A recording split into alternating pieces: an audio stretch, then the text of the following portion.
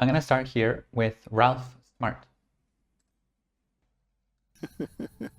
Before you manifest what you want in your life, you must do this.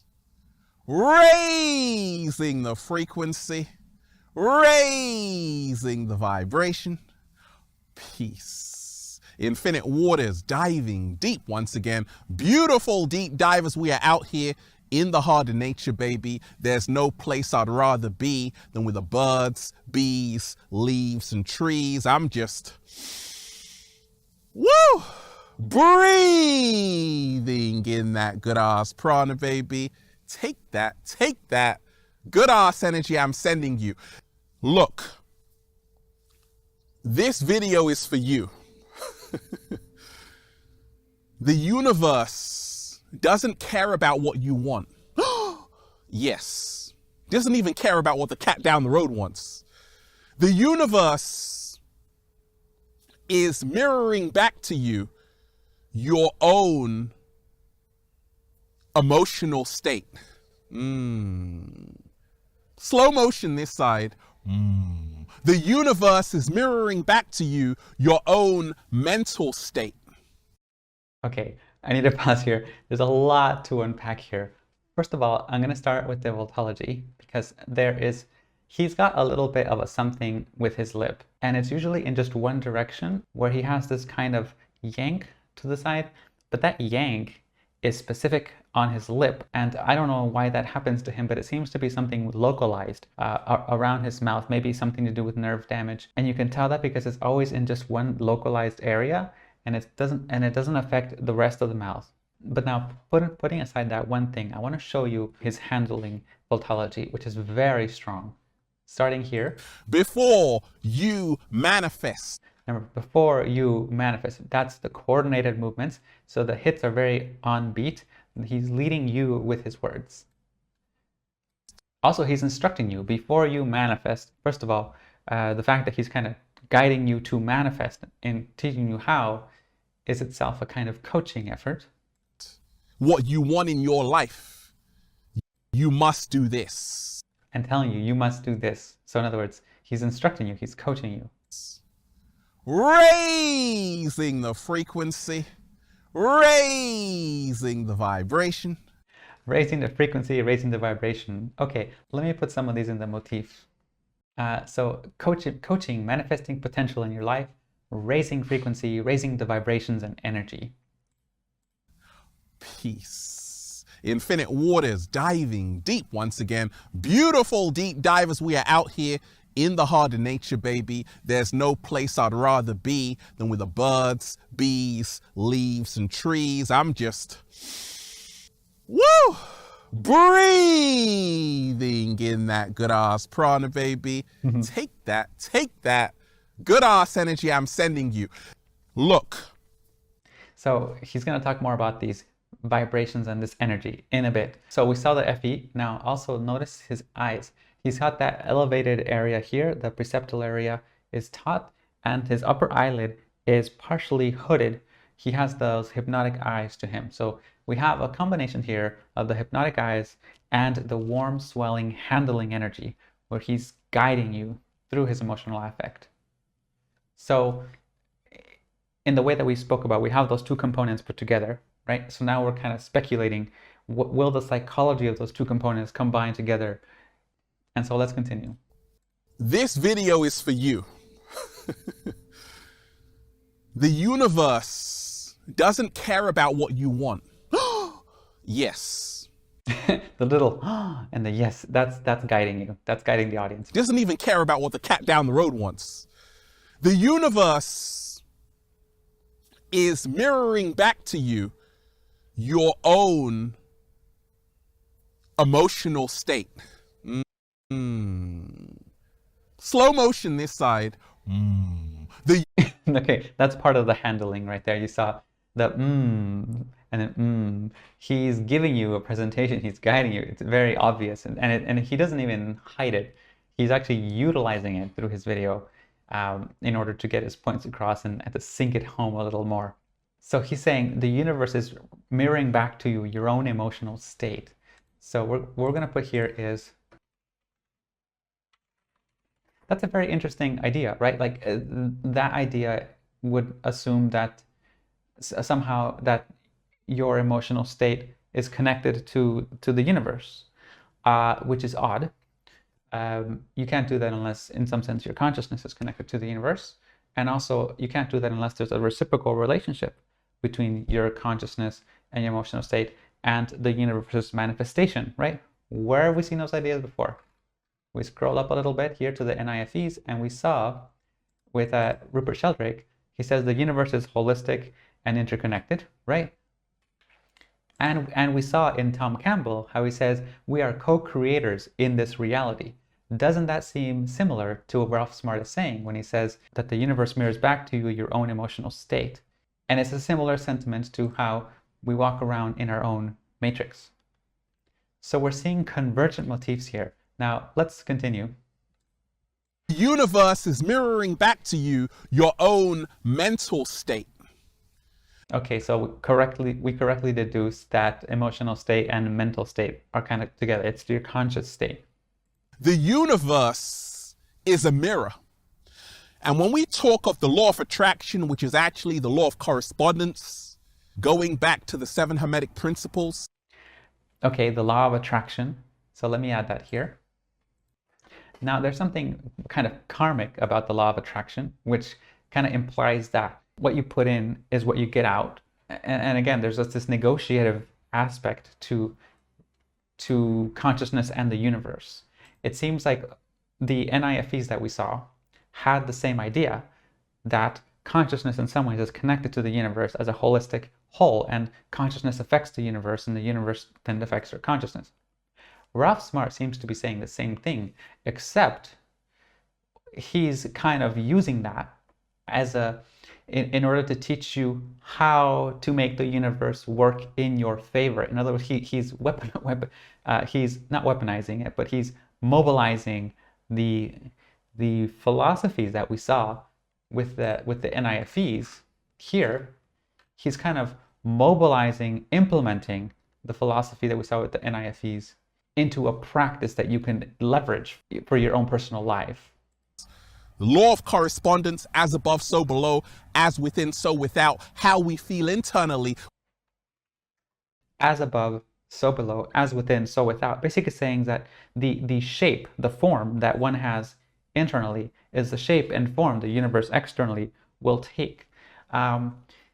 This has parity also with what Rupert Sheldrake said when he spoke about morphic resonance being isomorphic resonance. In other words, having the same shape. It also has parallels to the sacred geometry of Robert Gulick. In other words, there's something about the form, the shape of something that ties things together. Okay, let's continue. Will determine what we attract externally. That's got a lot to do with it. But I want to remind you, before you can manifest, you must do this.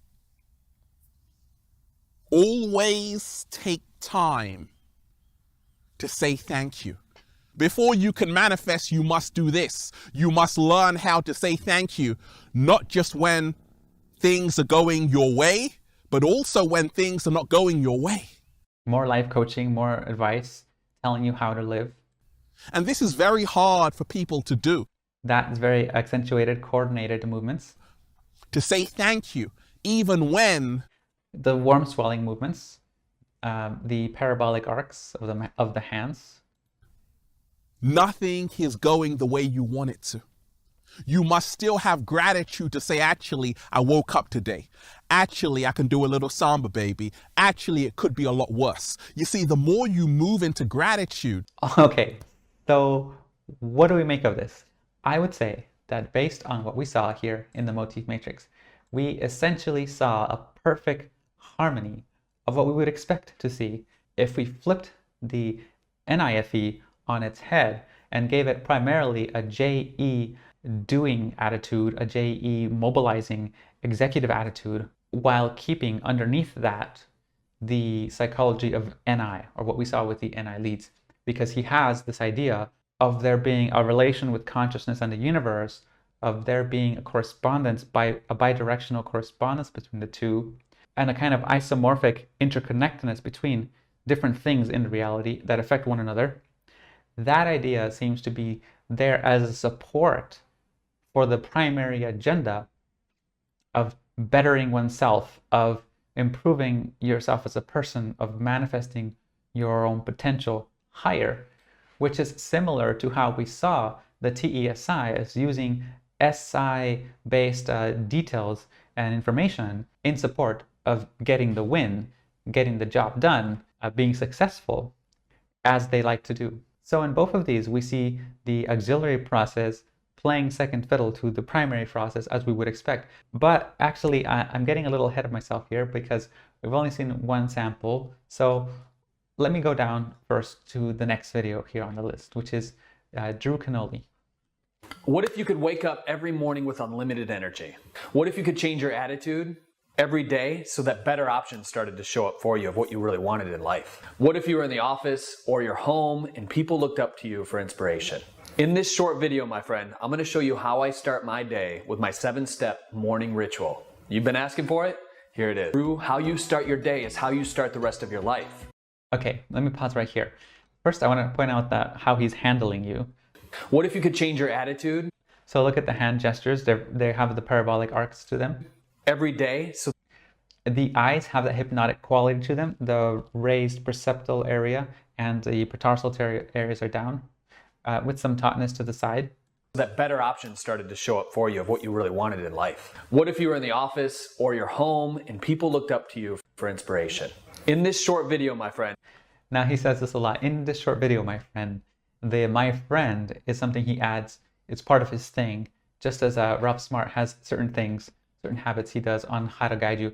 The my friend is warming you up to him. It's part of how he handles the audience. I'm going to show you how I start my day with my 7-step morning ritual.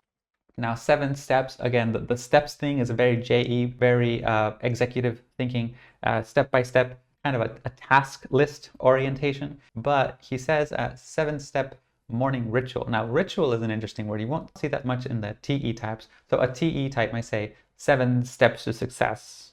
But this says 7-step morning ritual. Ritual involves a kind of personal involvement, emotional involvement in how to go about the activity of transformation. So let's continue a little bit more. You've been asking for it? Here it is. Drew, how you start your day is the warm swelling and the parabolic arc is there. How you start the rest of your life. How you start your day is how you start the rest of your life. That's a very interesting idea. Let me put that down. So morning ritual steps and how to start your day is how you start your life. And day by day, when you're consistent, doing the same thing over and over to lead to growth, it will change everything about your life. Growth focus, again, change focus. See, the thing about my morning ritual is it actually starts the night before. And I want to encourage you to do this as well. So before I go to bed, I do one thing. And when you have gratitude, it keeps you engaged. Gratitude. So with Ralph Smart, we also saw this focus on saying thank you, on being grateful. So actually, let's add both of these. Gratitude, saying thank you. Notice part of this is things that I'm discovering as I'm going through the videos with you guys. Some things that I might have missed the first time around.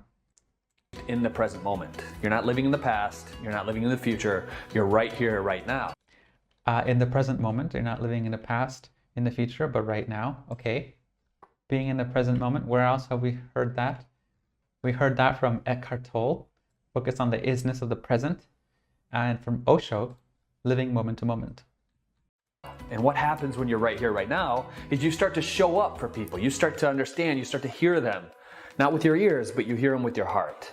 And then if you listen correctly, you can give much better guidance if you're a coach. Life coaching, guidance, mentorship, listening with your heart to others. Now, I have to say, in this particular case, Drew Canoli and Ralph Smart, they are what I call adaptive types. So just as the Seeley types are a version of TEFI, where the emotional attitude is one of unguardedness, vulnerability, openness. Likewise, the FE and the TI types can have an unguarded, vulnerable, open emotional state, or a more defensive, protective emotional state. These two happen to be in the open, emotionally unguarded states. So that's part of why they're talking this. They have this warm, affectionate, loving attitude to them. But as you're going to see very soon, that's not necessarily the key quality that qualifies somebody as an FE dominant, not in this model. But that is something that they can also have. Just like as we said before with the TE leads, anybody can be nice and kind and warm and loving. That isn't a typological category, and that idea that it's a typological category really needs to go away. Okay, so now we have two examples, and they have similar messages. They both merge together perfectly, the combinations of the FE and the NI, essentially inverting the psychology of what we saw with these guys, while the Vultology is also inverted, just the same way that we saw with the TESI reflecting the psychology of the SITE in inverted order. So some people, very easily construct theory, like psychological theories, and you can make harmonies and symmetries however you want. But it's very hard to find something that has, in a natural sense, those symmetries in a way that they persist and they show up over and over. And that is so fascinating to me. Okay, but so now let's continue with a few more samples. These two guys are very similar to each other. They kind of form a bubble. This is a kind of FE lead that you'll come across. Let's look at what other kinds of FE knives we might come across. Here next with Tim Ferriss. The pickaxe for getting that gold is in the form of questions. All right, so there are a few things that you can do to improve questions. Number one is study questions. Watch Inside the Actors Studio. Listen to Terry Gross. Listen to podcasts, whether mine or Joe Rogan's or others. So for those of you who know, Tim Ferriss is a life coach, and right here he's giving you basically advice tips, and he's doing the accounting like number one, here's what you got to do. Number two, this is what you got to do. It's part of the way you coach somebody. Listen to Terry Gross. You give them clear instructions. This is part of the JE psychology. Gross. Listen to podcasts, whether mine or Joe Rogan's or others, so that you can borrow questions and test them. Notice the nature of the head shakes. They're unlike the TE ones. She's like, borrow questions to test them. You see that? That is very much has the parabolic motion. Let's do that again. Borrow questions and test them. You see that? On other people. And there are a few things to consider when you're formulating questions. Number one is, can it be answered relatively quickly? So for instance, if you found someone you idolize, you're in an elevator, oh my God, it's Jimmy Fallon. If you ask Jimmy a question, could he come up with a really concrete answer in 5 seconds or less? So what purchase of $100 or less has most positively impacted your life in the last, say, year or recent memory? You may see, like you see here, an occasional snippy head shake or an occasional mouth asymmetry in the last, say, year. Like that. And it's because, like I said, I'm not proclaiming that there are a complete 100% exclusivity between the candid and the measured Vultologies. They are largely exclusive, which you will see, and that even when there is some mixing of the two, if you look at which one is the primary Vultology present, the psychology will correspond to that. So with Tim Ferriss, we have life coaching, step-by-step plans. So he fits, more broadly speaking, the motif of FE leads being life coaches and so forth. He's not part of the bubble up here with Drew Canole and Ralph Smart. These two seem to have more focus on the NI aspect of their psychology, whereas he's more on the pure FE aspect. And you'll see that, these little bubbles within the types. So now we're going to move on to see a different shade or a group of FE&Is. Here we go. Ready? Now this question, how do you make a film that effectively teaches someone something about science? The Vultology, just real quick, effectively, the way he says that with his hand, has that parabolic motion. That was the topic. Also the eyes, look at the hypnotic eyes, the upper eyelid is lowered and the perceptual area is raised. That was the topic of my PhD. Now what he just said there is that how to make effective educational material, that was the topic of his PhD. We'll come back to that in a bit, but make a mental note of that. His focus is on how to teach effectively, how to educate effectively, and that's a motif we'll continue more.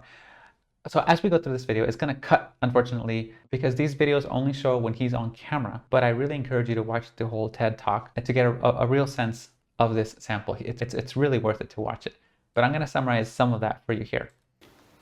So I'd like to tell you what I found out. I went to the University of Sydney and I took all the first-year physics students and I tried to teach them about the basic laws of motion, Newton's first and second laws. So I sent them away to their homes and I asked them to go online and sit a 26-question multiple choice test. We'd actually animate a little arrow on the ball as it goes up and down in slow motion. Notice the way he's using a prop to handle the audience. It's a very effective technique. And he's about technique. So his focus is on how to effectively educate, which is another way of saying how to handle, how to do handling correctly, how to imprint into students' minds effectively a lesson, a teaching. That has intersections with life coaching as well. Obviously the answer was C, whereas most people usually pick B to that question. Okay, so after watching this video, the students would see about the video. Did they like it? Did they think that they learned something from it? And here's what they told me. Well, they said, Derek, that was a great video. It was clear. These are the most common things they said. It was clear. It was concise. They couldn't even correctly remember what was presented 5 minutes earlier. So what it cut out here is that he showed a video to students that clearly spells out what the answer is, and 5 minutes later they forgot about it. And I had sat in the room with them, and they watched the video.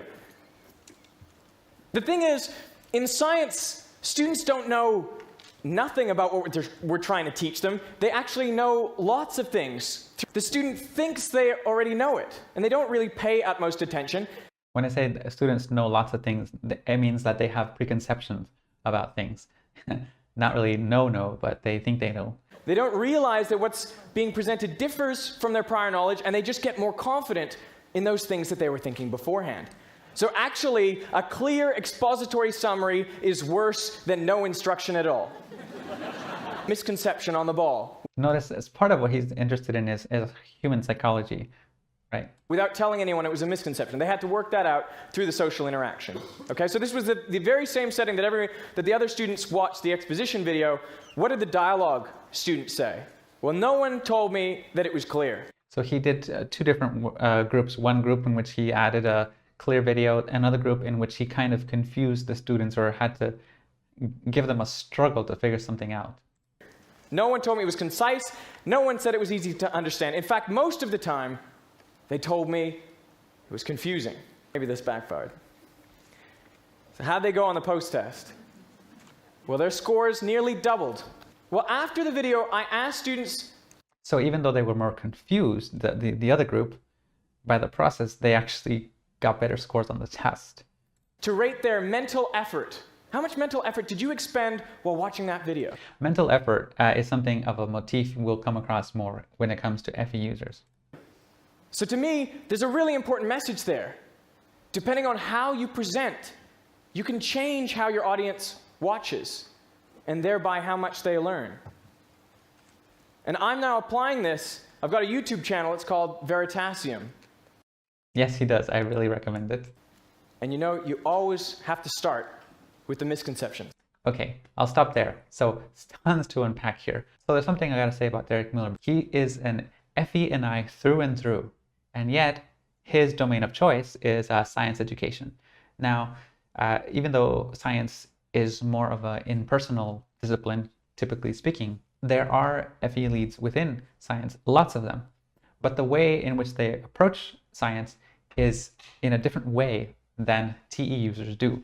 TE users approach science oftentimes, as we'll see, looking in science for better ways to do things in the world, better ways to achieve results in the world in terms of engineering, whereas it's often the case that when FENIs are in science, they're looking to more deeply understand the human mind. That there's a very large focus with FE leads on cognitive science specifically, understanding things like how we form our perceptions, what's involved in memory, what's involved in consciousness, and measuring the different aspects of phenomenology. It's a very big focus. But now, as for his Veritasium videos, again, you might be tempted to think his focus is more TE but in his videos, but no.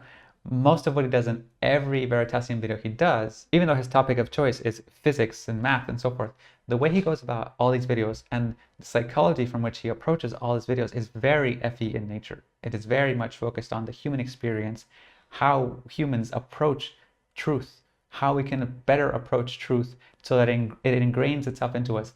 And so he very much cares about how the information is handled, how it is or is not received. Whereas, as we discussed with TE gives it to you and in a kind of take it or leave it manner. So Derek Miller very much displays the FE psychology here. And he's part of a wider shade we're going to touch upon a little bit later.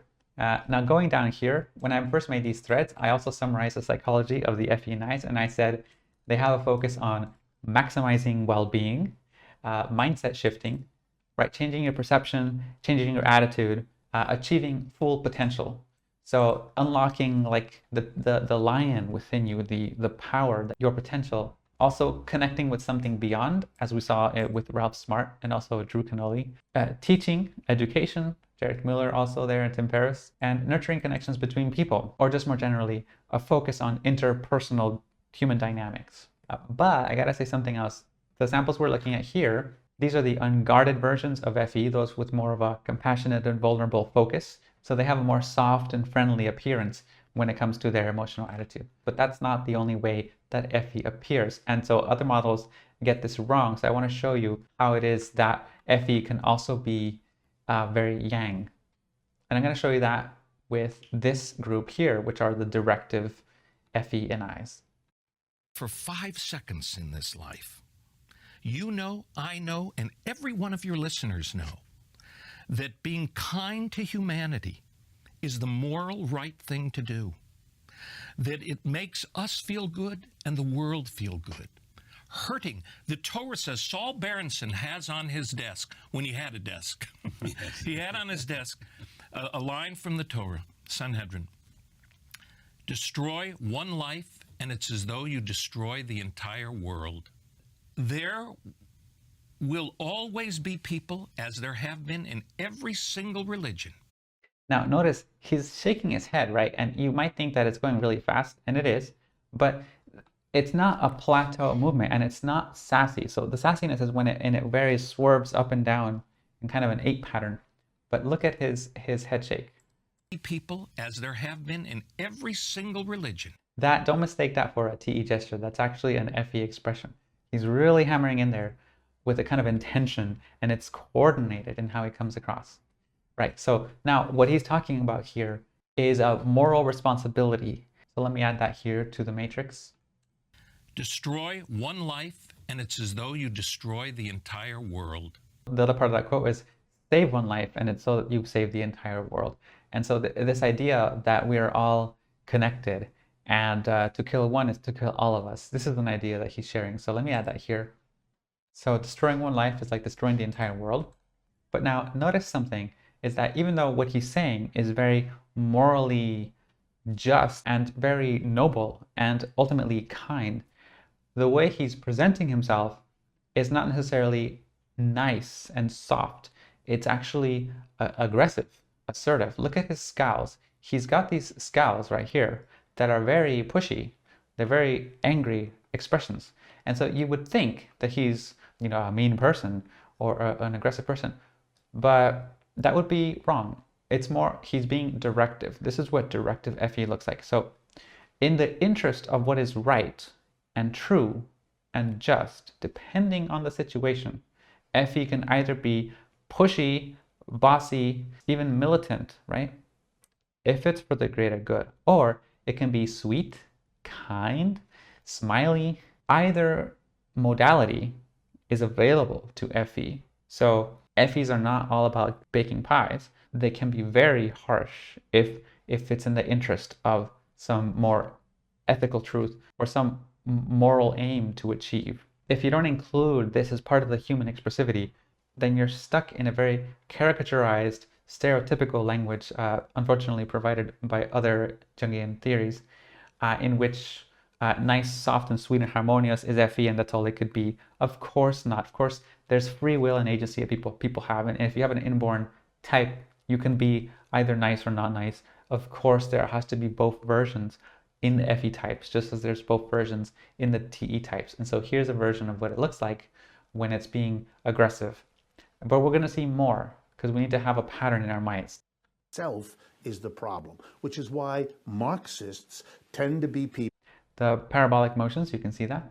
People who abide by the idea we can and we should More so, more of that. do better than capitalism. We should reorganize society because that will be a better way to deal with all those problems than dealing with them individually as if you could solve homelessness or solve inequality. So he's taking more of a social science approach to the problems of humanity, problems of human organization, and how we can get along together. So he's very much a socialist in his philosophy. By a quick fix, by a marginal adjustment. No, the problems are systemic. So you have to understand how capitalism as a system works in order to begin to work your way to a solution. Marx was a philosopher. Parabolic. So being a rigorous and systematic thinker, he didn't want to jump into economics, which is what he focused on, without grounding it. Now, Richard Wolff is also a whole world that I can't get into. I'm not as familiar with all of his material. But what I do know is that he shares Mandy Patinkin's view, which is more of in the socialist realm, of us all being interdependent on one another and us looking out for those that are not us, but we should also have a moral obligation to. For Richard Wolff, socialism kind of means looking out for your fellow man, having that extension of yourself to others, connecting and realizing what that connection is. So I'm going to add here socialism to Mandy Patinkin and Richard Wolff. I'm going to add sociology, politics, and Marxism. Now you can see the similarities here between Mandy Patinkin and Richard Wolff. And so here we have another bubble, another shade. And adding to these two gentlemen, let me add just one more here. And said, rate them on this psychopathic scale, and they did. People really low on very low in psychopathy, like Jimmy Carter, Gerald Ford, George Bush Sr. Notice again the eyes have that lowered hypnotic gaze and the raised area in the perceptual area. Very low psychopath. They're picking and voting for the coordinated movements of the hand and enjoying the psychopathic traits, because those are the people that you think are like the person who wants to get the best deal. They want the money manager that's gonna, if they're gonna cheat for me, make me money. If you're going to lie and save me, save us. And so a lot of the behavior of leaders like that who have these are such that people will say they don't like it, but they vote for it over and over and over again. So he also seems to be focused on human behavior and how humans choose leaders based on whether or not somebody will be on your side and against the other person's side. Now, his wiki page says that he is an American neuroscientist. He's a professor of psychiatry and human behavior and a professor of anatomy and neurobiology. So let's add all these to the Motif Matrix. All right. Okay, so there we go. I think that gives us a good overview of the FeNi type in the directive form. But I want to show you here a four-way split screen to show what the directive version of the FeNi looks like as a whole. Okay,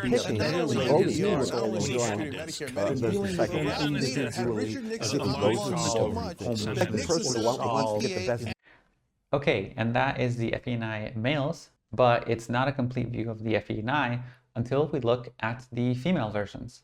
So here we have Abby Martin as an FeNi female. That's why Trump kind of did double down on the anti-interventionist rhetoric. I will say rhetoric because he has been completely the opposite as president, but I think that he pulled down on the anti-interventionist.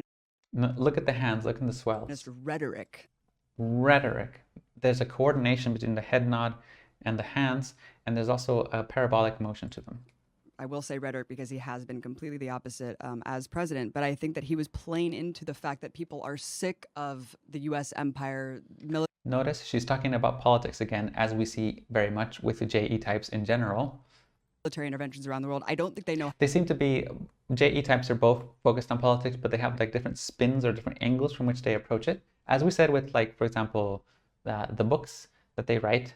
They both write books, but they have a different approach to them. How bad it is. I don't think they know that we have 900 Look at the mouth also, it's very symmetrical movements. Bases, military personnel in almost every single country, and that the countries that you're talking about, like, people understand the hypocrisy. Why are we friends with Saudi Arabia and enemies with Iran. Well, it's every country that doesn't bow to U.S. corporations and U.S. business interests. It's very obvious. So I think people see through the facade, but they don't know, like you said, what mechanism to change it, because it's so futile to engage in electoral. Now, notice something that's different than what we see from the TE-SIs over here.